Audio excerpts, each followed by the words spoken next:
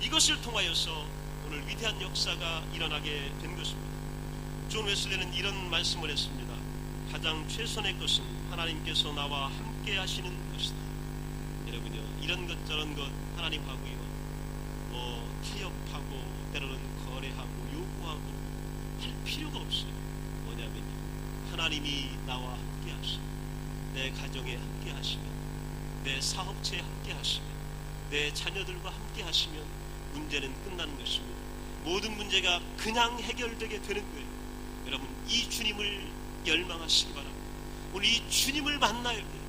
이렇게 만나야 우리 주님이요 여러분과 밀접하게 계신 것을 알게 됩니다. 두 번째 본문인 누가복음 7장 37절 38절은 익히 잘 알려진 말씀이에요. 한 죄 많은 여자가 예수님께 와서 그가 가지고 있었던 전 재산과 같은 향유를 담은 옥합을 깨가지고 예수님의 발에 붓습니다.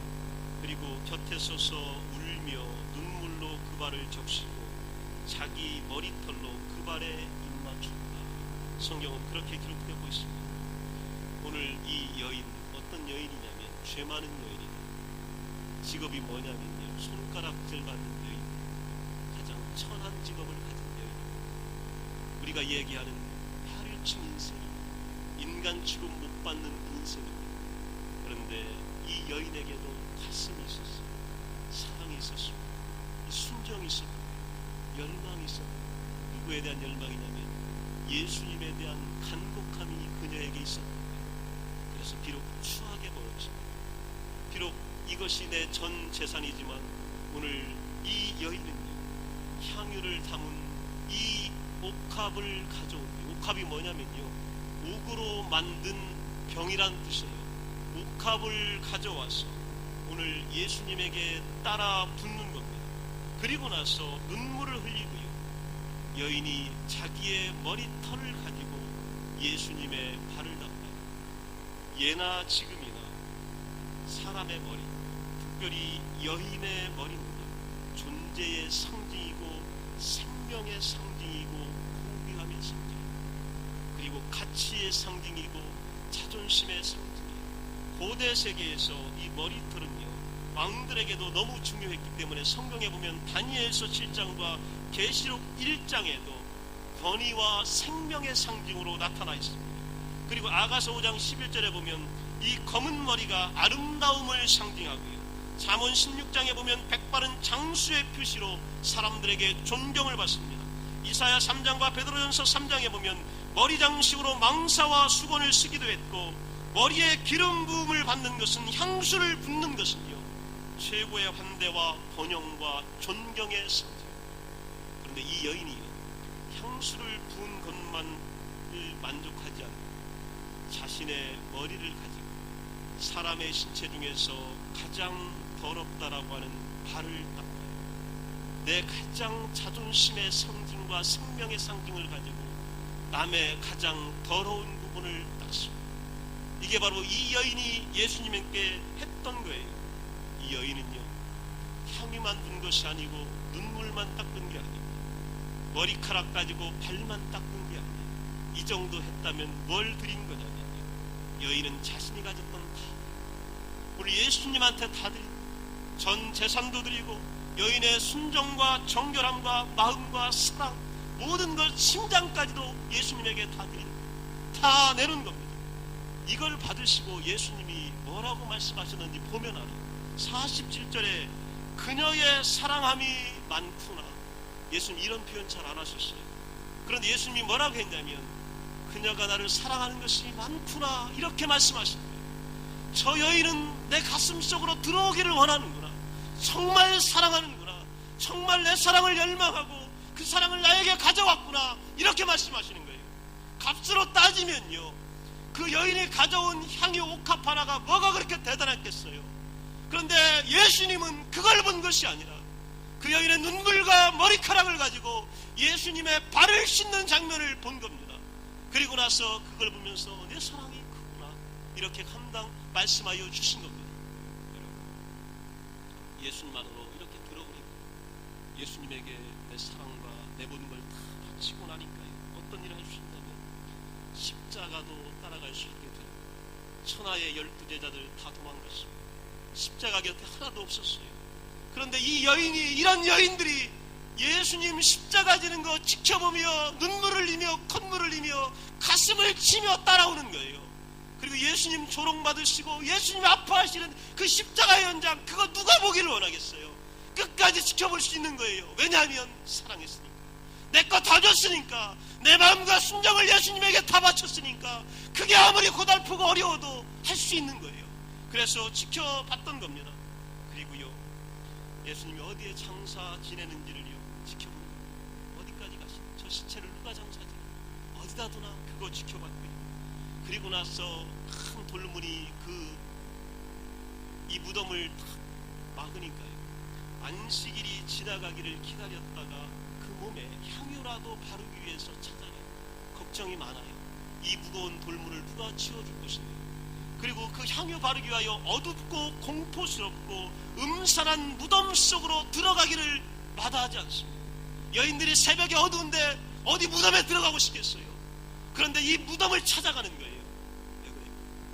사랑했습니다. 예수님 안으로 꼭 속에 있었으니까 그렇게 할 수 있었던 거예요. 여러분, 그리고 가서 그 무덤에 찾아가니까 뭘 봤냐면 빈 무덤을 봤습니다. 부활을 목도한 것이고 주님의 부활의 기쁨을 만끽하는 것이고, 나와서 만나는 사람들에게 제자들보다 더 일찍 그들에게 예수님의 부활의 소식을 전할 수 있었던 겁니다.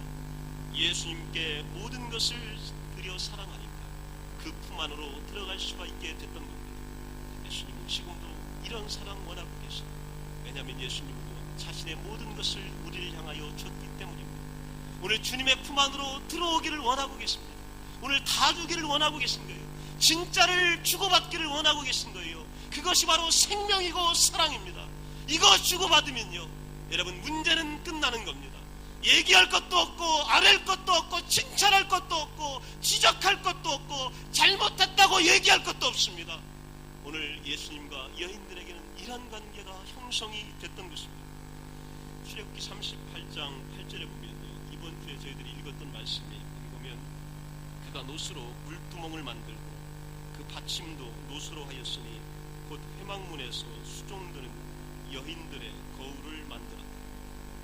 참, 그 출애굽기 20장 이후에 보면 하나님께서 성막을 지으라고 하세요.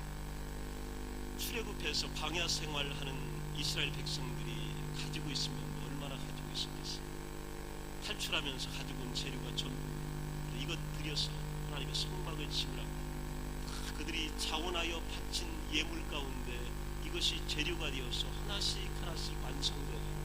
그런데 이 물품과 재료를 말씀하시고 바치는 걸 말씀하시는데 유독 한 물품을 지목하세요.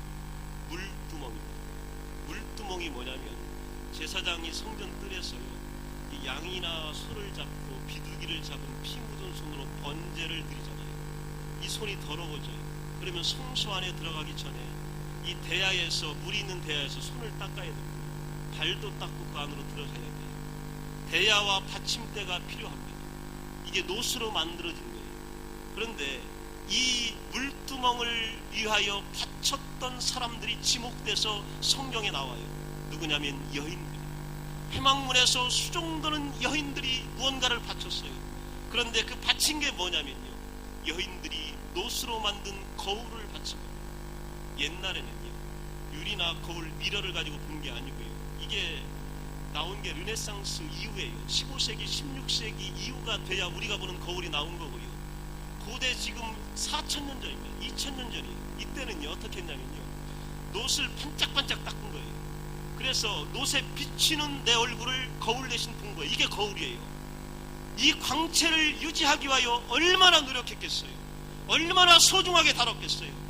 다른 여인의 보석보다, 폐물보다요, 이 거울은 더 가치 있었던 거예요. 왜 그러냐면 자신의 아름다움을 지키는 마지노선이기 때문에 그래요. 다른 건 다 드려도 여인들이요, 이 거울만큼은 숨겨놓고 좀 안 드리기를 원했던 거예요. 그래, 나중에 드리기를 원했던 겁니다. 근데 이 여인들이 자신의 아름다움과 자존심, 그리고 지키고 싶은 거, 간직하고 싶은 것을요, 오늘 가장 어떻게 보면요, 추한 곳에 바치는 거예요.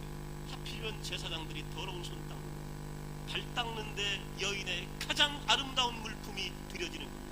그래서 성경은 오늘 그 여인들을 기록한 거예요. 회막에서 수종드는 여인들이 바친 거울을 녹여서 물두멍, 대야와 받침대를 만들었다는 얘기입니다. 여러분, 오늘 내가 가장 소중한 자존심, 내가 지키고 싶은 것, 이것을 하나님은 원하고 계신 거예요. 이것들에서 성소 안으로 들어오기를 원하고 계신 거예요. 내가 놓고 싶지 않은 거, 내가 정말로 꼭 잡고 싶은 거, 마지막까지 버리고 싶지 않은 거, 이것을 하나님은 원하시는 거예요. 그런데 그것이 어디에 쓰여졌냐면, 우리가 볼 때는 하필은 왜 그거예요. 등대 만들고 진설병 쌓아놓는 분향단에 쓰여지고 또 번제단에 드려지면 더 좋잖아요. 그런데 제사장이 손 닦는 추한 이 장소, 발 닦는 그 대야 만드는 데 사용되어진 거예요. 왜 그랬을까요? 하나님의 사랑 안으로 들어오기를 원했던 여자들이 회막문에서 수종들었다는 얘기는요, 여인들은 회막 안으로, 성전 안으로 들어올 수 없기 때문에요.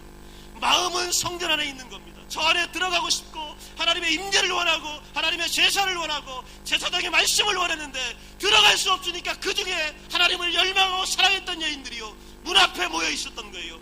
다른 여인들보다 하나님을 열망하고 사랑했던 여인들이 문 앞에서 하나님의 임재를 갈망했던 겁니다.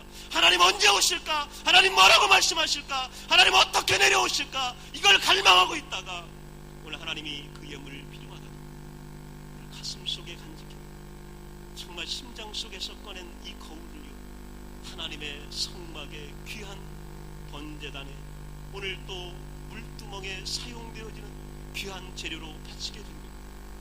오늘 여러분, 하나님은요, 우리에게 이걸 원하십니다. 진짜를 원하십니다. 관계예요.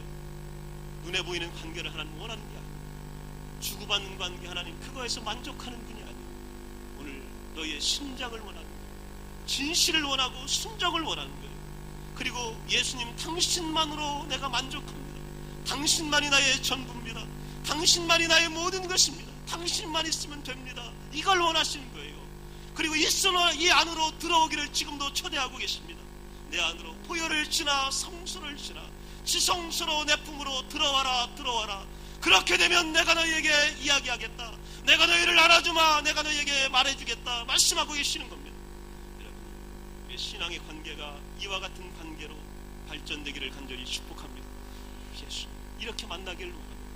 내가 가지고 있는 머리카락, 내가 가지고 있는 거울, 내가 가지고 있는 오늘 신앙의 결단으로 만나게 되면 우리 주님은 여러분을 반드시 책임져 주실 줄로 믿습니다. 이것이 주님과 우리가 맺은 생명과 보혈의 약속이고 보혈 공동체고 생명 공동체고 운명 공동체입니다. 여러분의 모든 문제는 주님의 것입니다. 여러분의 기도의 모든 내용은 주님의 것입니다. 오늘 주님께서 여러분과 함께 할 줄로 믿습니다. 다 같이 일어나셔서